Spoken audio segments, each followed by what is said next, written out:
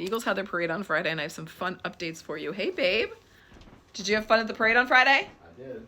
Number one, this is how close my friend got to Saquon Barkley at the parade. I was snuggled home in bed, but good for her. The Eagles owner got clocked in the face with a beer. Ended up with a beer can styled bruise, which is not funny. He could have been hurt. What we really need to do is dig into the CJ Gardner versus Swifties drama. So if you don't know, right before the Super Bowl, CJ Gardner posted that Travis Kelce should have remained with his ex, specifically coming at Taylor Swift's skinniness. So Swifties, because they're crazy, review bombed his mom's restaurant in Florida. Now, I'm a Swiftie, but I don't agree with family members catching strays all because their son made an egregious error. That being said, the fact is you can't say something about Taylor Swift and not expect some type of shrapnel. Then at the parade, he wore a shirt that said Swifties can LAX my which, depending on what side you're on, is incredibly inappropriate or absolutely hilarious. I asked Len about CJ, and he said he's the biggest talker on the field. He got thrown out of a game earlier this year. He said if anybody was going to go after the Swifties, it would be CJ. He went after Taylor. The fans went after his mother's restaurant, so he went back after the fans. Len said all's fair in love and war. Though I do think Swifties should be using their power for good. I would love to see them review bombing other things, like America.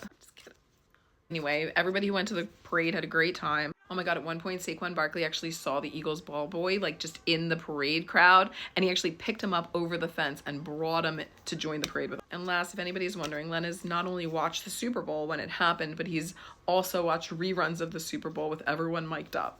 In my household, the Super Bowl is not done. It's like a part of my husband's personality at this point. That's a third person in our marriage. So anyway, I'll see you tomorrow.